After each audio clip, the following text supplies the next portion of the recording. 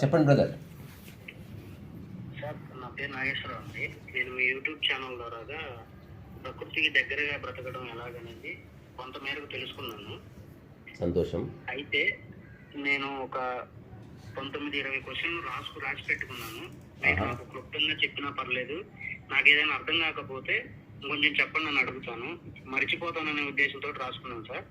అలాగే అయితే ఒకటొకటి అడుగుతాను. అలాగే కొంచెం తెలియజేస్తారు అనుకుంటున్నాను సార్. నాకు తెలిస్తే చెప్తాను, లేకపోతే తెలియదని చెప్తాను. Okay, thank you sir. అయితే అందరూ ముఖ్యంగా సంతోషంగా బతకాలని అనుకుంటారు కదా. అయితే ఈ సంతోషం అంటే ఏమిటి, వాటి ఏం అనుభూతి చెందితే వస్తుంది? ఇప్పుడు ఇది ఏమంటారు, సంపూర్ణ అనుభవానికి సంబంధించిన ప్రశ్న కాదు ఇది. ఇప్పుడు సంతోషం వేరు, ఆనందం వేరు.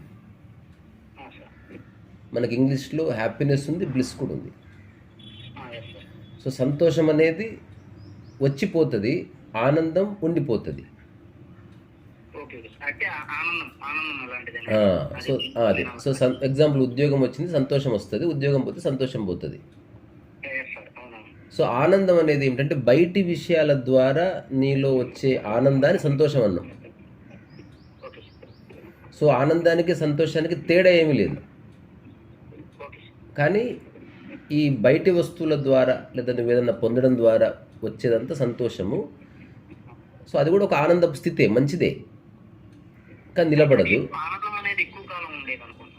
ఇంకా ఆనందం అనేది నీ సహజ స్వభావం. అది అంటే బయట నుంచి కాకుండా నీ ఏవేవి ఉండటం వల్ల, ఏమి తెలుసుకోవడం వల్ల నీ మనసు స్థిరపడుతుందో తెలుసుకొని అట్లా ఒక ప్రశాంత స్థితిలో నిన్ను ఉంచే ఒక స్థితి అది.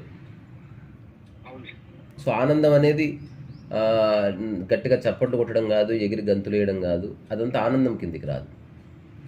ఆనందం అనేది ఒక గంభీర స్థితి. అంటే చాలాసార్లు ఒక స్టేట్మెంట్ చెప్తారు, వినడానికి విడ్డూరంగా ఉన్న, ఆనందంగా ఉండేవాడు నవ్వకపోవచ్చు జీవితకాలం. సో నవ్వడం వేరే, కేరింతలేయడం వేరే, జుబిలెంట్గా ఉండడం వేరే. ఆనందం అనేది మన సహజ స్థితి. అది బయట నుంచి రాకుండా నీవు, నీ శరీరము, నీ మనస్సు వీటి యొక్క కలయిక వల్ల, లేకపోతే ఏం తింటే శరీరానికి మంచిది తెలుసుకున్నావు, అది శరీరం ఆనందంగా ఉంది. అట్లాగే ఏం ఆలోచిస్తే, ఎలాంటి సమాచారం తీసుకుంటే నువ్వు బాగుంటావు అనేది తెలుసుకున్న ఒక ప్రక్రియ అంతే. అది ఏమిటనేది మళ్ళీ తర్వాత, ఇంతవరకే. సో ఆనందానికి బయట విషయాలతో సంబంధం లేదనేది నా ఆన్సర్. అంటే మనం జ్ఞానం ద్వారా తెలుసుకున్న అనేది ఎక్కువ కాలం ఉండాలని కోరుకోవడం ఆనందం అని అందరూ అనుకుంటున్నారు కదా. అది పర్మనెంట్ గా ఉండని లేదా టెంపరీగానే ఉండని ఆనందాన్ని ఎక్కువ పొందాలని అనుకుంటారు కదా. అంటే నువ్వు ఎక్కువ ఏం అనుభూతి చెందితే ఆనందాన్ని కాదు, ఇది అనుభూతికి సంబంధించిన విషయాలు కావు. అనుభూతికి సంబంధించిన విషయాలు కావు. ఇప్పుడు ఎగ్జాంపుల్, నీలో ఆల్రెడీ భాగమై ఉన్న వాటిని నువ్వు ప్రత్యేకంగా అనుభూతి చెందవు. ఎగ్జాంపుల్, నువ్వు ఎప్పుడన్నా అనుభూతి చెందినావు నువ్వు ముక్కుని. సో ఇప్పుడు అదే నువ్వు ఒక దండ వేసుకుంటావు, అది అనుభూతి చెందుతావు, ఎందుకంటే అది బయట నుంచి వచ్చింది కాబట్టి. సో ఏం చేస్తే ఆనందంగా ఉంటావు అన్నది సపరేట్ క్వశ్చను. కానీ ఆనందం నీ సహజ స్థితి అన్నది ఒక స్వానుభవం కింద తెలుస్తున్నది. ఇది చేస్తే ఆనందంగా ఉంటామని చెప్పడానికి లేదు. సో ప్రతి వ్యక్తికి మారిపోతుంది. బయట ఉన్న తీసుకున్న సమాచారాన్ని బట్టి కాకుండా, ఎవ్వరు లేరు నీ చుట్టుపక్కల, నీకు డబ్బు లేదు, నీలో సమాచారం లేదు, పుస్తక జ్ఞానం లేదు, వీటికి సంబంధం లేదు ఆనందంతో. సో నీ బాడీ, మైండ్ రెండు స్థిరపడ్డాయి అంతే. అక్కడ ఒక బై ప్రొడక్ట్గా అది రివీల్ అవుతుంది అంతే. అంతకంటే ఎక్కువ చెప్పడానికి ఏమీ లేదు. ఆనందంగా లేకపోవడానికి కారణాలు సవాలక్షలు ఉన్నాయి. ఆనందం అంటే ఏందో చెప్పడానికి డెఫినేషన్స్ ఉండవు. అసలు పొందుతున్న జ్ఞానంతో సంబంధమే లేదు. అంటే ఇక్కడ పొందే జ్ఞానంతో సంబంధం లేదు దానికి, అదే చెప్తున్నా అప్పటి నుంచి. ఇప్పుడు పొందుతున్న జ్ఞానం అంటే నథింగ్ బట్ సమాచారమే. సో సమాచారానికి, సాధనలకి అతీతం ఆనంద స్థితి. అది జస్ట్ గుర్తించడం, ఏది ఉందో అది చాలు అని గుర్తిస్తున్న క్షణంలో ఆనందం రివీల్ అవుతుంది.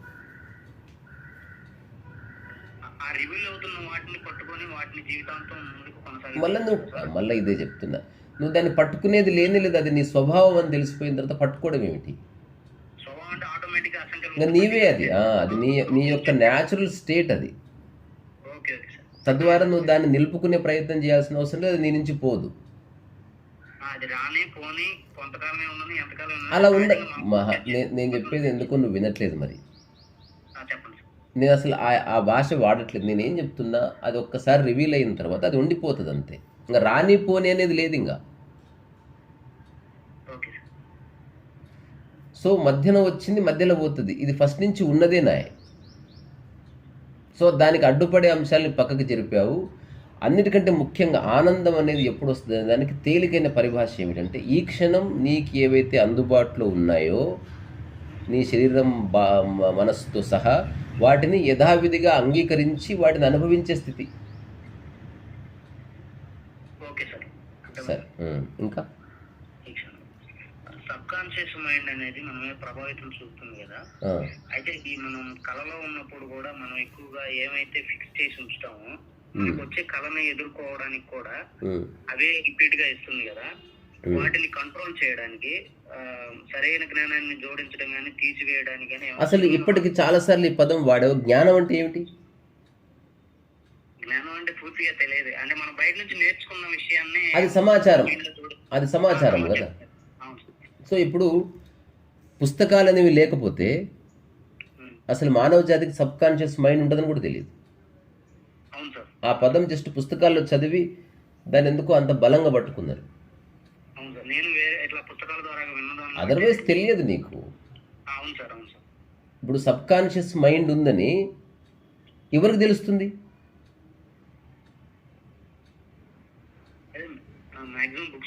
కాదు, నేను అడిగినది కాదు. ఇప్పుడు నీకు కాదు కాదు కాదు నీకు సబ్ కాన్షియస్ మైండ్ ఉంది అని నీకెట్ట తెలుస్తుంది?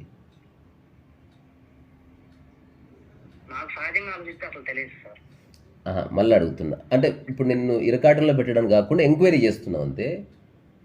సబ్ కాన్షియస్ మైండ్ నీకు ఉందని నీకు ఎట్లా తెలుస్తుంది అంటే, సబ్ కాన్షియస్ మైండ్ ఉందని నీ కాన్షియస్ మైండ్ చెప్తుందా లేదా? సో ఉన్నది కాన్షియస్ మైండే, సబ్ కాన్షియస్ మైండ్ సెకండరీ. ఇప్పుడు నేనేమంటా, ప్రపంచంలో ఉన్న అన్న వాటిని ఎట్లా అనుభవించాలని వాడు అడుగుతున్నాడు. నేను చెప్తున్న ప్రపంచంలో ఉన్న వాటిని వదిలేయి ఉన్నదాన్ని పరిపూర్ణంగా అనుభవించు. ఇప్పుడు సబ్ కాన్షియస్ మైండ్లో ఏముందో అవన్నీ మనకెందుకు? కాన్షియస్ మైండ్లో ఏమున్నాయో దాన్ని పరిపూర్ణంగా చూస్తున్నావా లేదా అనేది నా యొక్క ఎంక్వైరీ అంతా.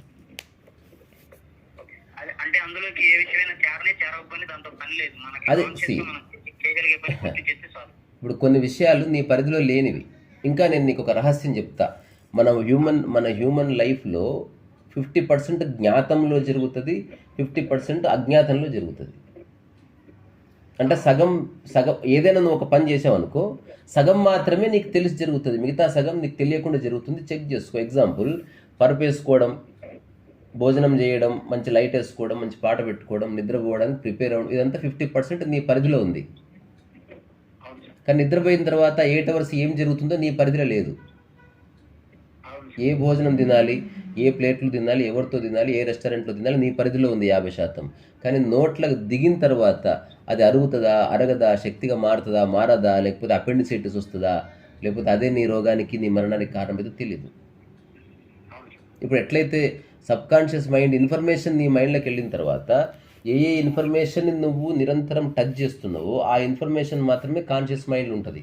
అసలు కాన్షియస్ మైండ్ సబ్ కాన్షియస్ మైండ్ని విడగొట్టడమే స్టూపిడిటీ. అట్లా లేనే లేదు. మళ్ళీ నీకు ఫస్ట్ ఆఫ్ ఆల్ ఈ జ్ఞానం అనేది పూర్తిగా అట్లా ఉండదు. ఎగ్జాంపుల్ చెప్తా నీకు. ఇప్పుడు నేను వంట చేస్తున్నా, వంట గురించి నాకు కొంత జ్ఞానం ఉంది. నా మొబైల్ రిపేర్ అయింది, ఆ విషయంలో నాకు జ్ఞానం లేదు. పూర్తి జ్ఞానం ఎట్లా?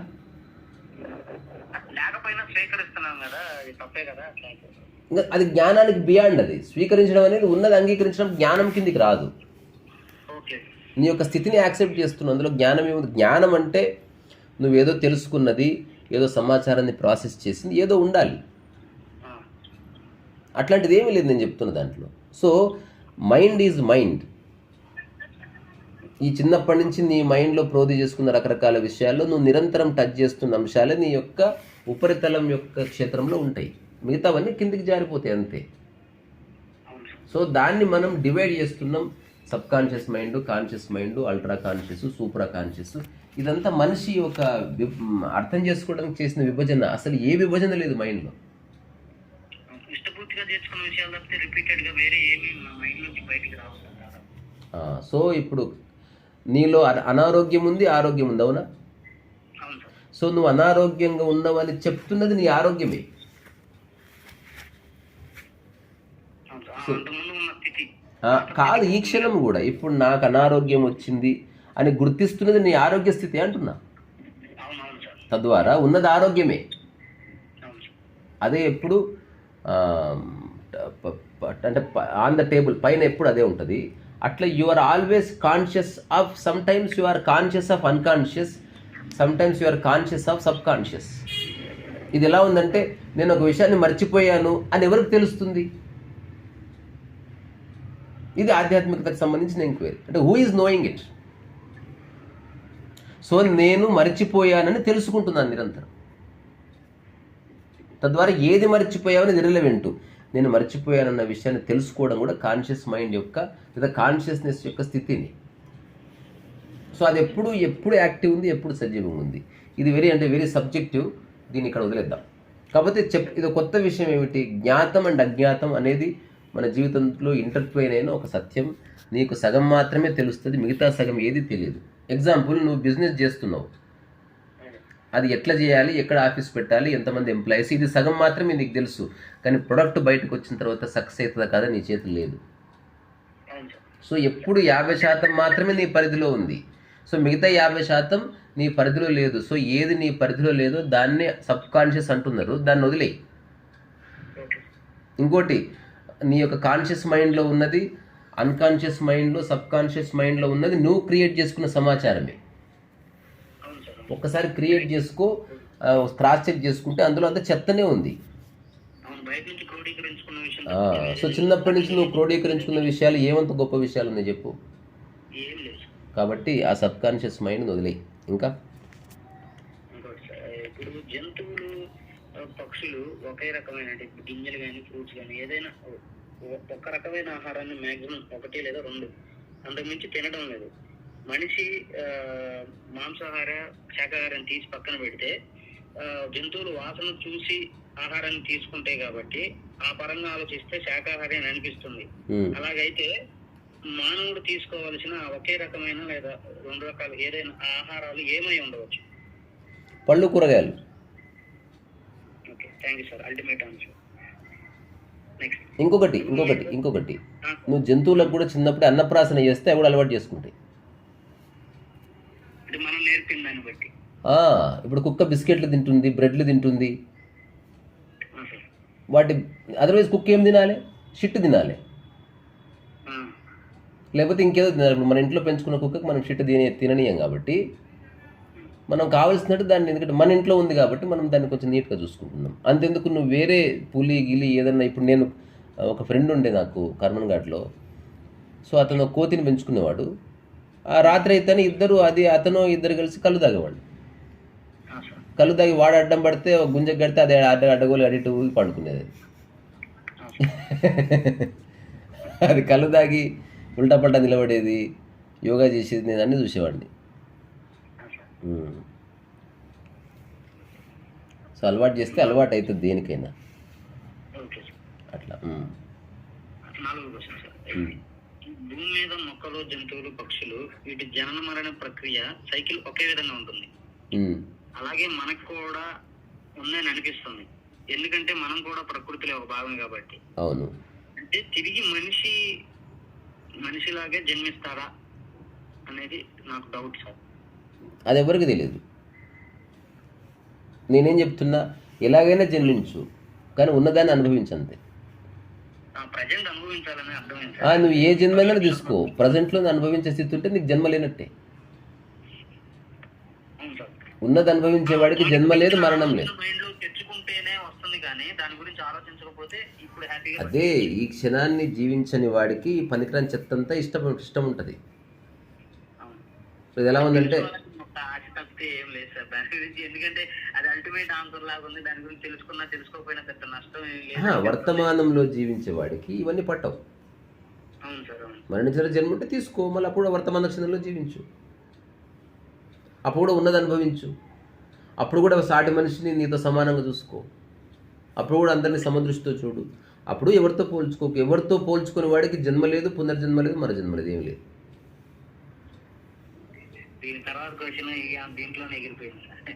మరణం తర్వాత విషయం అనేది మీ పర్సెప్షన్ అడుగుదాం అనుకున్నాను, బట్ వెళ్ళిపోయింది. నేను చిన్న కథ చెప్తా. ఒక జెన్ మాస్టర్ని అడిగాడు ఒక ఆయన, ఏమయ్యా మరణం తర్వాత ఏం అంటే జ్ఞానోదయం అంటే అన్నీ తెలియడం కదా అంటే అన్నీ తెలియడమే అంటాడు అనమాట.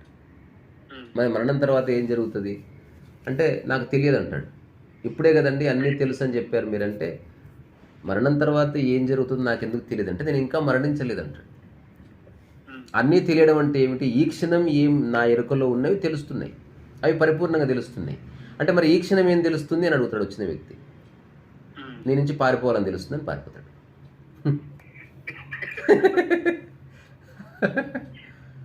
అట్లా. నెక్స్ట్ క్వశ్చన్, మనకు వచ్చే ఆలోచనలు కంటిన్యూషన్ గా వస్తూ ఉంటాయి కదా, వాటిని అదుపు చేయడానికి ప్రకృతి పరంగా ఏదైనా ఒక ప్రక్రియ ఏమైనా ఉంది? ఫస్ట్ ఆఫ్ ఆల్ ఆలోచనలు కంటిన్యూస్గా ఎందుకు వస్తాయి? మనం ఏదన్నా చూస్తున్నా, ఇప్పుడు మొక్కను చూసినా లేదా ఏదన్నా నడుస్తున్నప్పుడు చెరువును చూసినా ఏదో ఒకటి చిన్నది మైండ్ లోకి ఇంజెక్ట్ అవుతూనే ఉంటుంది. అయ్యిందే అనుకో, దాంతో నీకేం సంబంధం? నాకు సంబంధం బక్వాసం వదిలేస్తే వదిలేయచ్చు కానీ బట్ నేను వదిలేయకుండా పట్టుకోకుండా ఉండే స్థితి ఉందా లేదా? అప్పుడు మౌనంగా అలా చూస్తూ ఉన్నారు సార్. చూడకు. కాదు కాదు, నువ్వు స్పెషల్ ఇప్పుడు నీకు సంబంధం లేనప్పుడు చూడక్కర్లేదు కూడా. మనం ఎక్కడ చూడాలని చెప్పి మన ఇంద్రియాల ద్వారాగా మ్యాటర్ ఇంజెక్ట్ అవుతుంది, కంటికి కనపడుతూ ఉంది కదా, మరి ఎంతో కొంత ఫీడ్ అవుతుంది కదా అనేది ఏదన్నా అవన్నీ. అది నాకు అనవసరమైన విషయం అని తెలుసు, తర్వాత వీటన్నిటి గురించి ఎందుకు ఆలోచిస్తున్నాను అనిపించింది. కానీ అవి చేరకుండా ఉండడానికి ప్రకృతి పరంగా జంతువులు ఇవి పాటించే విధానంలో మనకేమైనా ప్రకృతి పరంగా ఏమన్నా ప్రకృతి ఫస్ట్ ఆఫ్ ఆల్ ప్రకృతి ఆల్రెడీ ప్రపంచంలో కరప్ట్ అయిన మైండ్ ప్రకృతికి రావాలంటే టైం పడుతుంది. వాటి నుంచి తెలుసుకోవడానికి ఏమేమి లేదా సార్? అది నేను అడిగిన ప్రశ్నకు నువ్వు జవాబు వేయలే. ఇప్పుడు ఆలోచనలు వస్తున్నాయి పోతున్నాయి, వాటితో నీకేమీ అని అడిగా ఒక ప్రశ్న. అవును సార్. సో ఆలోచనలు రానిపోని వాటిని చూసుకుంటూ కూర్చోమని నేను చెప్పట్లేదే. ఇప్పుడు నా ఎదురుగా కాదు కాదు కాదు నువ్వు అడిగింది ప్రకృతిపరమైన అడిగినావు కదా, నేను దానికి ఆన్సర్ ఇస్తున్నాను. మళ్ళీ ప్రపంచాన్ని జోడించింది ఇక్కడ. సో ప్రపంచంలో ఉన్నందుకు ఆలోచనలు రానిపోని ఒకటి. ఇప్పుడు ఉదాహరణకు నా ఎదురుగా రోడ్డు ఉంది, ఎన్నో వెహికల్స్ వస్తాయి పోతాయి, నాకేం సంబంధం? రెండోది వస్తూ పోతున్నాయి అని దాన్ని చూసుకుంటూ కూర్చోవాలి అవసరం లేదు. సో వచ్చే ఆలోచనలని పోయే ఆలోచనలని పట్టించుకోక నియంత్రణనే లేదు. ఆ టైంలో ఇప్పుడు వెహికల్స్ వస్తున్నాయి పోతున్నాయి, నేను ఒక పని పెట్టుకున్నా, అదేంది నీతో మాట్లాడడం. ఇది హైపోథీసిస్.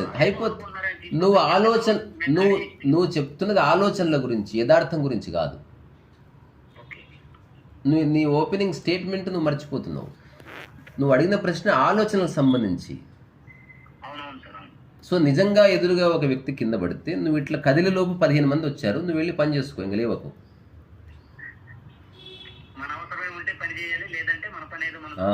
సో ఇప్పుడు ఈ క్షణం నేను నీతో మాట్లాడుతున్నా, ఎదురుగా ఎవరో బండ్ల మీద పోతున్నారు వస్తున్నారు, ఎవరెవరో మాట్లాడుతున్నారు, నేను వాటికి సంబంధం లేకుండా నేను నీతో మాటలు కంటిన్యూ చేస్తా.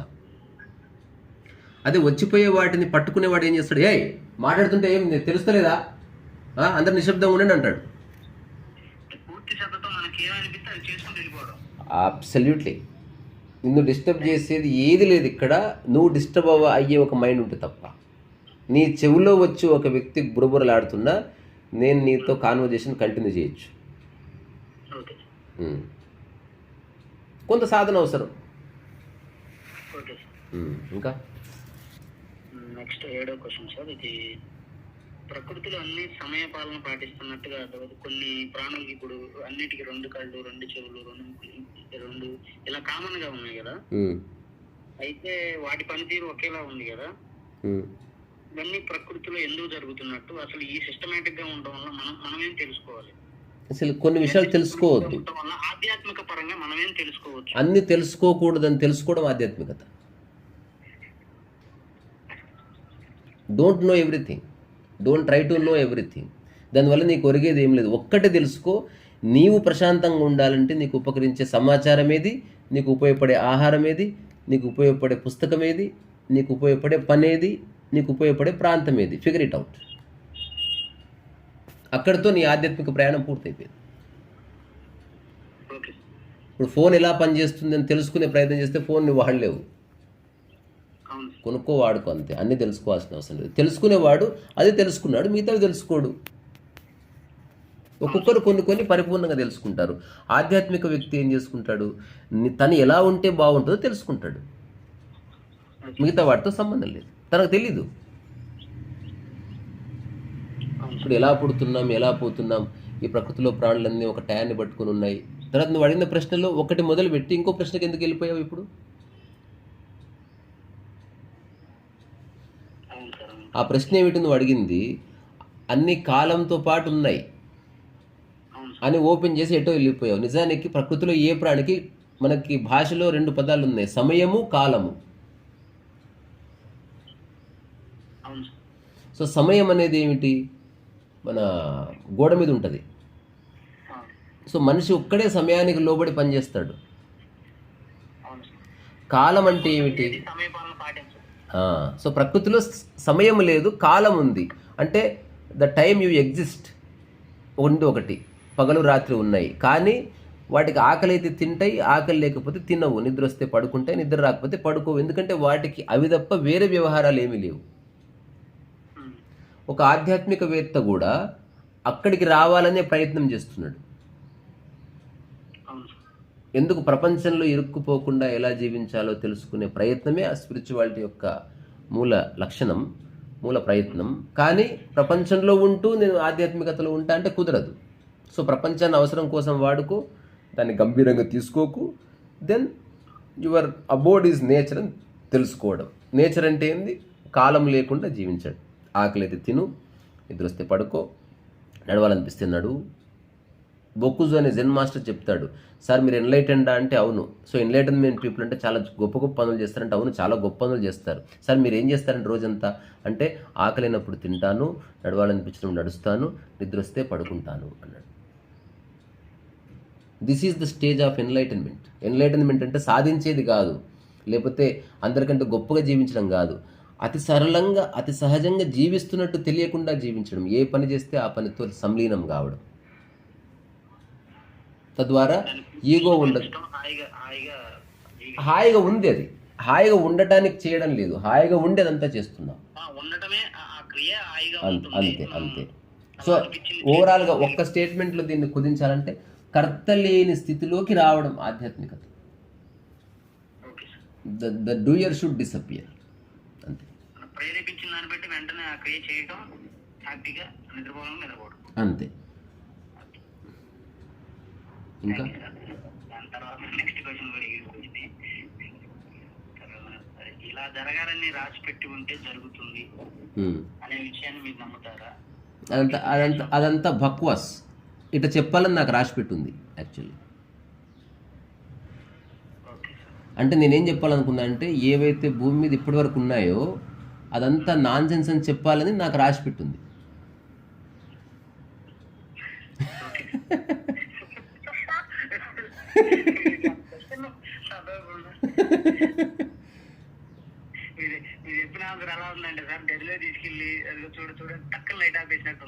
అదే.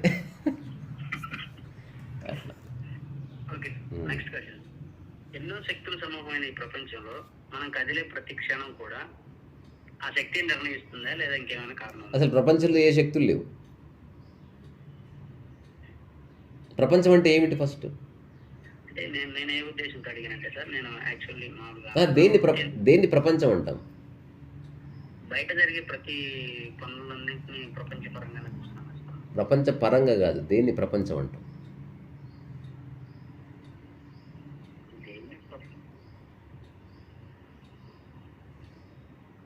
చూసావా, మనకు ఒక విషయం తెలియకుండా ప్రశ్నలు ఎంత బాగా అమరుస్తున్నాం, అసలు అదేమిటో కూడా తెలియదు మనకు.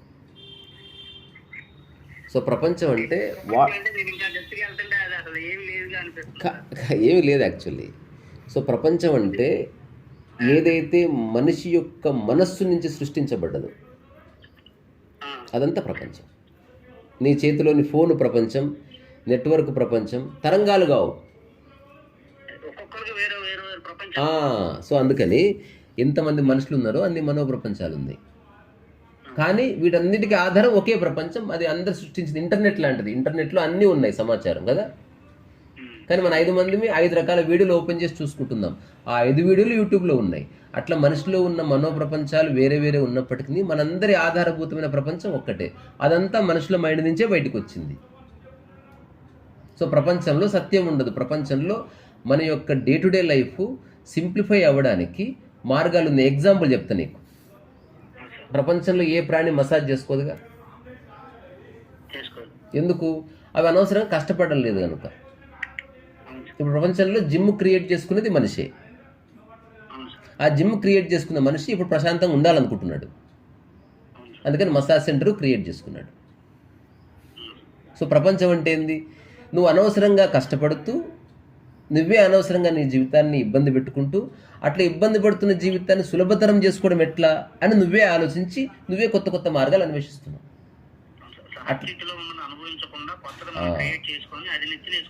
అట్లా ఆ క్రియేట్ చేసుకున్నది ఫస్ట్లో ఫోను. ఒక యాడ్ వచ్చేది, ఈ మానవ జాతికంతా ఏమైంది, తల వంకరైపోయింది, వెన్నుపూసలు వంకరైపోయింది, ఒక యాడ్ వచ్చింది. ఆ తర్వాత యాడ్ తర్వాత ఏంది, ఫోన్ చెవికాడ పెట్టుకోకుండా మీరు స్పీకర్ ఫోన్తో కూడా మాట్లాడవచ్చు అని కొంతకాలం వచ్చింది. ఆ తర్వాత ఏమైంది, స్పీకర్ ఫోన్ అయినా ఏ ఫోన్ అయినా తరంగాల వల్ల మీ మెదడు దెబ్బతింటుంది, సో యాంటీ రేడియేషన్ ఫోన్లు వచ్చినాయి అని తర్వాత వచ్చింది. ఆ తర్వాత ఇవి కూడా అక్కర్లేదు, కొత్త ఇయర్ పాడ్స్ వచ్చాయి. ఇయర్ పాడ్స్లో అసలు రేడియేషన్ ఉండదు, ఏముండదు, తర్వాత మీ యొక్క కర్ణబేరు దెబ్బతినదు, ఇది వాడని వచ్చింది. సో మనకి ఫోన్ అవసరం, కానీ ఆ ఫోన్ వాడుతున్నప్పుడు మనకు వచ్చే ప్రాబ్లమ్స్ని మళ్ళీ ఎట్లా దూరం చేసుకోవాలని మళ్ళీ ఇంకొక అన్వేషణ జరుగుతుంది. ఇదంతా ప్రపంచంలోనే ఉంది. సో ఈ ప్రపంచంలో ఉన్న ఏ విషయాలకు నీ ఆనందానికి సంబంధం లేదు. సో ప్రపంచం జస్ట్ అవసరం కోసం ఉంది. సో ప్రపంచంలో ఏ శక్తి లేదు. ప్రపంచం అనేది ఒక బలమైన ఆలోచన నుంచి బయటకు వచ్చిన ఒక కల్పన నుంచి, ఒక మంచి ఆలోచన నుంచి బయటకు వచ్చిన ఒక రియాలిటీ అన్నట్టు. సో ప్రపంచము కూడా ఒక రియాలిటీ, కానీ దాని అంతఃశ్రోత మనసు యొక్క మేధస్సు, మనస్సు, ఆలోచనలు, తర్కము, స్ట్రాటజీ, ప్లానింగ్, ఇవన్నీ. అదే ప్రకృతిలో ఏది ప్రకృతి అంటే ఇప్పుడు మనిషి ద్వారా బయటకు వచ్చింది లేదా మనిషి సృష్టించిందంతా ప్రపంచం అన్నాం కదా. ఇది నా డెఫినేషన్. ఏది మనిషి సృష్టించలేదో అదంతా ప్రకృతి. ఇప్పుడు నీ బాడీ నువ్వు సృష్టించావా? అది ప్రకృతి. కానీ నువ్వు ఒక పెయింటింగ్ వేసావు అనుకో, అది కొంత ప్రపంచం ఉంది అందులో. అట్లా. సో మనిషి ప్రపంచాన్ని వాడుకుంటున్నాడు, ప్రపంచానికి భిన్నంగా ఉండాలి, తద్వారా ప్రాబ్లం లేదు. ప్రకృతిలో మనిషి ఒక భాగము, తద్వారా ప్రకృతి గురించి ఆలోచించకూడదు. ఎందుకంటే దేనిలో నువ్వు అంతర్భాగము అది నువ్వు ఎంత ఎంక్వైరీ చేసినా దొరకదు. ఎగ్జాంపుల్, నీ అరచేయి ఉందా, ఓపెన్ చేసి చూసుకో. ఇప్పుడు అరచేయితోటి అదే అరచేయిని పట్టుకోవచ్చుద్దు. అట్లా ప్రకృతిలో ఉన్న నీవు, ప్రకృతిలో భాగమైన నీవు ప్రకృతిని అర్థం చేసుకోవడం ఏమిటి? అర్థం చేసుకోవాలని ప్రయత్నం చేస్తుంది ప్రకృతి. అందుకే దట్ ఈజ్ ఎన్లైటన్మెంట్. అంటే నువ్వు అన్ని ప్రయత్నాలు ఆపి ప్రకృతిలో హాయిగా మమేకమైనవు, దాంట్లో సేద తీరుతున్నావు అంతే. You are absolutely relaxed. Ramana మహర్షిని చూడు ఒక్కసారి. సరే, ఇంకా నెక్స్ట్. ప్రకృతిలో జీవించి కొన్ని జీవులను నేను అబ్జర్వ్ చేసిన తర్వాత, ఏ జీవి పిల్లలు పుట్టిన తర్వాత వాటికి పాలు ఇవ్వడానికి బరువై కావచ్చు, లేకపోతే ప్రేమ కొంత కనబడుతున్నట్టు అనిపించి తన పిల్లలకే ఇవ్వడానికి వచ్చినట్టు ఇచ్చి వెళ్ళిపోతుంది. సెక్స్ కూడా తనకి పక్కనే ఉన్న ఫీమేల్ ఉన్నా కూడా తనకి ప్రేరేపణ వచ్చినప్పుడు మాత్రమే సెక్స్ లో పాల్గొంటుంది తప్ప మిగతా తినే టైంలో కలిసి పక్కన నడిచినప్పుడు కానీ అలా బిహేవ్ చేయట్లేదు. అలాగే మనం ఉంటే బయట సమాజంలో మనం ప్రమాదాలు ఎదుర్కోవచ్చు. ముడ్డంతా వలుగుతుంది. సింపుల్. ఇదే ఫైనల్ ఆన్సర్. సో మనం ప్రపంచంలో ఉన్నప్పుడు ప్రపంచ నియమాల్ని, ప్రపంచంలో ఎథోస్ ఉన్నాయి, కస్టమ్స్ ఉన్నాయి, ఇట్లాంటి వాటిని అర్థం చేసుకుని ఉంటేనే ప్రపంచంలో నీ మనుగడ ఉండేది. లేదా బ్యాగ్ సర్దుకొని హిమాలయాస్లో ఎవరు లేని చోటికి పో. మనుగడ కొనసాగించడానికి సమాజంతో కలిసి బ్రతుకుతూ మరి కాన్ఫ్లిక్ట్ ఏం లేదబ్బా. ప్రపంచంలో ఉన్నప్పుడు ప్యాంట్ షర్ట్ వేసుకో. ఆ, నీ ఇంట్లోకి రాగానే ప్రపంచం లేదు. తలుపేసి తెరిచున్న ప్రపంచం ఉన్నట్టే. తలుపు సందుకు బొక్క ఉన్నా ప్రపంచం ఉన్నట్టే. ఎవడు చూసాడో తెలియదు. ఓ గది క్రియేట్ చేసుకో. ఆ గది ఇక ప్రపంచంలో ఎవరికి కనబడదు. దాంట్లో సీసీ కెమెరా లేదు, ఎవరు లైవ్ చూడరని తెలుసుకున్నాడు. బట్టలు నిప్పేసి అరే ఛాతి మీద కొట్టుకుని ఆది మానవుడిగా మారిపో. ప్రపంచాన్ని క్రియేట్ చేసుకొని అందులో బతకాలి, రత్న బతకాలి. కాదు సమాజానికి కోసం నటించనైనా నటించాలి. నీది నటించడం కాదు, అంగీకరించడం. ఓకే, అంగీకరించాలి. నువ్వు యాక్సెప్ట్. ఇప్పుడు రెడ్ లైట్ దగ్గర రెడ్ లైట్ పడితే ఆగడం నటననా? అదేలే. అంగీకరిస్తున్నావు. కొన్ని బలవంతంగా చేస్తున్నట్టు అనిపించింది. అది బలవంతం కాదు. లాని ఫాలో అవడం అనేది కొంత మనకు నచ్చకపోయినా నిన్నెవరు బలవంతం చేయరు. నువ్వు సమాజంలోకి అడుగు పెడితే అవన్నీ ఉన్నాయి. ఇప్పుడు ప్రపంచంలో ప్రకృతిలో ఏ ప్రాణి చెప్పులు వేసుకుంటుందా? చేసుకోవచ్చు సార్. నువ్వెందుకు వేసుకుంటున్నావు? లా అనేది చాలా దూరం పక్కన పెడదాం. సో చెప్పులు నీ కాళ్ళకు ప్రొటెక్షన్ కోసం వేసుకుంటున్నావు. అందులో బలవంతం ఏముంది? సో సమాజంలో నువ్వు ప్రపంచంలోకి అడుగు పెడితే నీకు రకరకాల థ్రెడ్స్ ఉన్నాయి. ఆ థ్రెడ్స్ నుంచి ప్రొటెక్షన్ కోసమే చట్టం వచ్చింది, సాంప్రదాయం వచ్చింది, లేకపోతే కొన్ని సోషల్ కస్టమ్స్ వచ్చాయి, ఎథోస్ వచ్చాయి. ఇవన్నీ అవసరం. They are protections. సో వాటిని బలవంతా చేయడం వాటికి అతీతం. అది అవి ఉన్నాయి. అవి అంగీకరిస్తే హైదరాబాద్లో ఉండు. నేను రెడ్ లైట్ దగ్గర ఆగను రాబోయి, ఆడేవాడు రెడ్ లైట్ దగ్గర పెడితే నేను ఆగడం ఏంది అన్నవా, ఇక కారు వాడకు. నువ్వు అక్కడ ఆగక్కర్లేదు, నడుచుకుంటూ వెళ్ళిపోవచ్చు. నేను పాస్పోర్ట్ తీసుకోవడం ఏంది? నేను విశ్వమానవుణ్ణి. ఫ్లైట్ ఎక్కన నిర్ణయం తీసుకో, పాస్పోర్ట్ అక్కర్లేదు నీకు. తర్వాత కరోనా వ్యాక్సిన్ నేను ఎందుకు వేసుకుంటా? గవర్నమెంట్ నుంచి ఏ పథకాలు నాకు వద్దని నిర్ణయించుకో, వ్యాక్సిన్ తీసుకో. చెప్తున్నా, ఏదో రోజు నీకు ఇబ్బంది అవుతుంది, డబ్బులు ఇచ్చినా సరే ఆ సర్టిఫికేట్ తెచ్చుకో. సరే ముందుకెళ్దాం.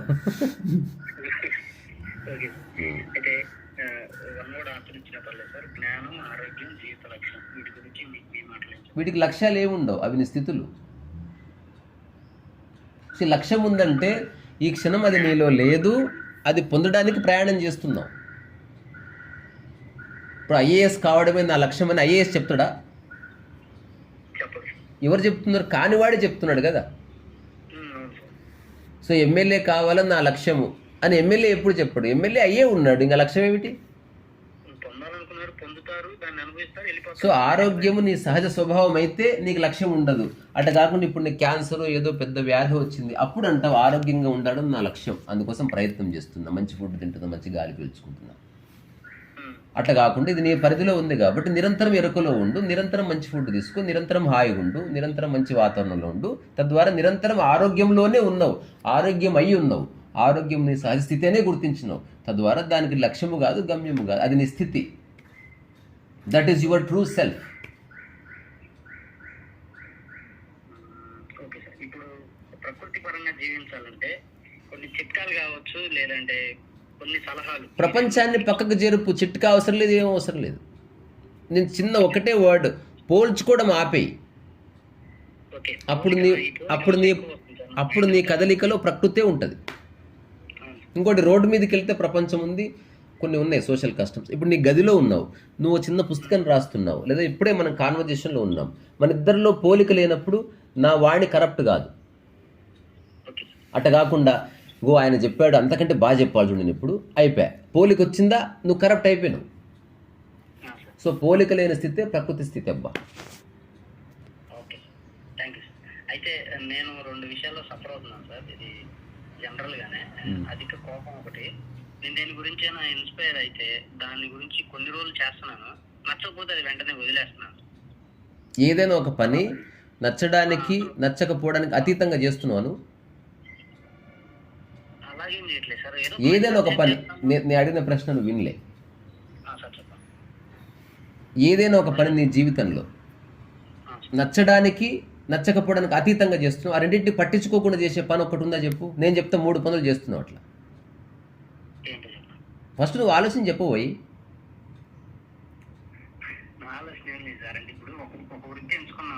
నేను అడిగిన ప్రశ్న అది కాదు. నేను అడిగిన ప్రశ్న అది, నువ్వు వృత్తి, నేను అడిగిన ప్రశ్నకి జవాబు. నేను యాపిల్ గురించి అడుగుతూ మధ్య అందరు ఆరెంజెస్ గురించి, టమాటాల గురించి చెప్తున్నారు.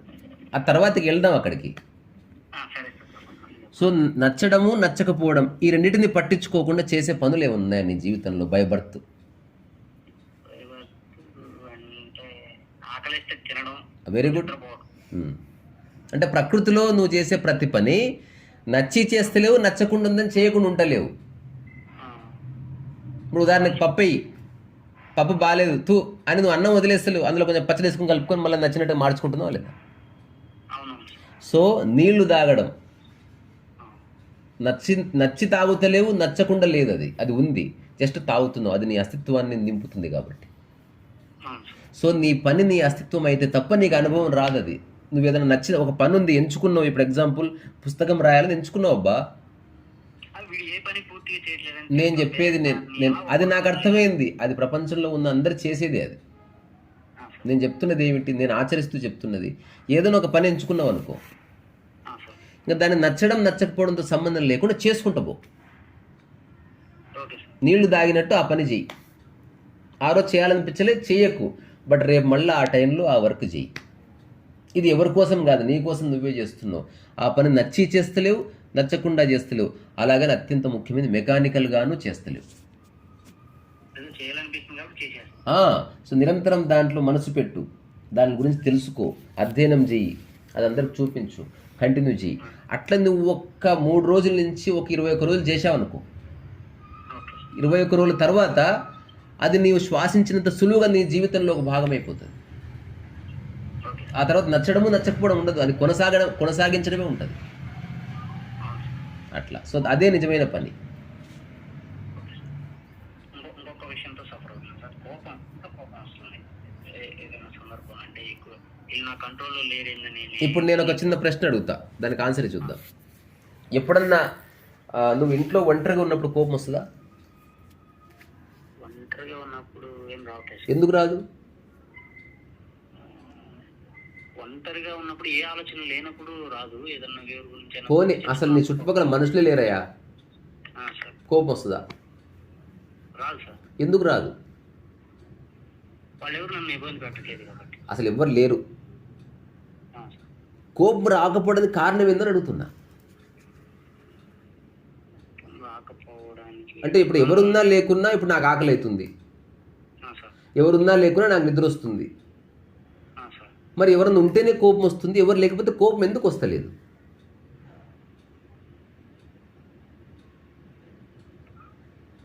ఏమో అర్థం కాలేదు సార్ మరి. దానికి కారణం ఏంటంటే నువ్వు ఏదో ఎక్స్పెక్ట్ చేస్తున్నావు కాబట్టి అది తీరనప్పుడు కోపం వస్తుంది. అవును సార్. అదే నా కంట్రోల్లో ఉన్న కంట్రోల్ లేనే లేదు. మూల కారణం ఏమిటో తెలుసుకుంటే అది నువ్వు కంట్రోల్ చేయక్కర్లేదు. Okay. Figure out the root cause. ఆ రూట్ కాజ్ ఏమిటి? నువ్వు ఏదో చెప్తున్నావు, ఎదుటి వ్యక్తి దాన్ని వినాలనుకుంటున్నావు, చేయాలనుకుంటున్నావు, అలా చేయని పక్షంలో నీకు కోపం వస్తుంది. అవును సార్. ఇప్పుడు నువ్వు మనుషుల దగ్గరికి పోయి మొట్టమొదటిసారి ఒక ప్రయోగం చేయి, ఒక విషయం చెప్పు, వాళ్ళు చేసినా చేయకపోయినా పర్వాలేదు అనుకునే పో, అవును సార్. తద్వారా కోపం రాదు. ఎందుకంటే నీ మైండ్ న్యారో మైండ్ నుంచి కాస్త బ్రాడ్ మైండ్గా మారే ప్రక్రియ. సో నీ మైండ్ ఎంత బ్రాడ్ అయితే అంత కోపం రాదు, నీ మైండ్ ఎంత న్యారో అయితే అన్నిసార్లు అన్ని రకాలుగా అంత కోపం వస్తుంది. ఇప్పుడు చెప్పులు ఇక్కడ వదులుకోండి అని చెప్పాడు ఒకడు, పిల్లలు వచ్చి వదలలేదు, పెద్ద కోపం వచ్చేసింది. బ్రాడ్ మైండ్ అనుకో, జస్ట్ నవ్వాడు అంతే, నిన్న చెప్పాను కదరా, సరే రేపు వదులుకోండి అన్న, పర్లేదులే. తర్వాత ఎవరో అన్నారు, నేను చెప్పాను, నేను చెప్తే వాళ్ళు వినాలని ఏముంది, వాళ్ళకి అనిపించినప్పుడు చేస్తారు. ఒక ఫాదర్గా చెప్తున్నాను అంతే. నేను చిన్న ఉన్నప్పుడు చాలాసార్లు సరిగ్గా వదలలేదు, మా నాన్న చాలాసార్లు చెప్పాడు, అంత ఏముంది అందులో అన్నాం. కొంతకాలానికి వాళ్ళంతకు వాళ్ళు స్ట్రేట్గా వదులుకున్నారు, ఏ కోపం లేదు, తాపం లేదు. సో నువ్వు చెప్పింది ఫైనల్ అంటే కోపం, నేను చెప్పింది చెప్తున్నా, మీకు నచ్చినట్టు చేయండి అంటే ఏ కోపం లేదు. ఆలోచించండి, మీకు నచ్చితే ఓకే, లేకపోతే లేదంటే ఏ కోపం లేదు. ఎక్స్పెక్టేషన్ తీసేసి నేను చెప్పింది ఫైనల్ అవ్వాలనేది మైండ్లో లేకుండా ఉంటే మనకి కోపం రాదు. నువ్వు చెప్పిందే ఫైనల్ అంటేనే ఎక్స్పెక్టేషన్. నువ్వు చెప్పేది చెప్పు, ఎదుటి వ్యక్తి నో చెప్పడానికి స్పేస్ ఇయ్యి. Okay sir. వాడే మనిషి. ఇప్పుడు హిట్లర్కి మనిషికి తేడా అయింది, హిట్లర్ది ఎదురుగా నో చెప్తే పై వలుగుతుంది, అందుకే హిట్లర్ ఉండకు. అయిపోయింది, ప్రశ్నలు అయితే అయిపోయింది సార్. ఫైనల్ గా నేను మాట్లాడిన దాన్ని బట్టి కొంచెం ఇవి పాటిస్తే బాగుంటది అన్నది ఏంలే ఇది మామూలుగా ఏమన్నా చెప్పగలరు? లేదు, సహజంగా మనిషికి రావాల్సిన అర్థవంతమైన ప్రశ్నలే అడిగావు. ఈ ప్రశ్నలు నాకు ఉన్నాయి, ఇవి ఎవరి సమాధానాలు వాళ్ళే కనుక్కోవాలి. ఇప్పుడు నేను లాస్ట్ చెప్పింది నేను ఆచరిస్తున్నాను. ఇప్పుడు నేను చెప్పానని ఏది నమ్మకు. ఓకే నువ్వు ఆలోచించి అక్కడి నుంచి ఆచరిస్తూ తెలుసుకొని దాన్ని నీ జీవన విధానంగా మార్చుకో. నేను చెప్పిందే ఫైనల్ అనను. నేను చెప్పిన దానికంటే అత్యంత తేలికైన పద్ధతి ఉంటే దాన్ని పట్టుకో, ఓకే అంతే తప్ప నేను చెప్పింది అల్టిమేట్ అని నేను చెప్పను. Okay sir. సరేనా మరి? Okay sir. ఉంటాను.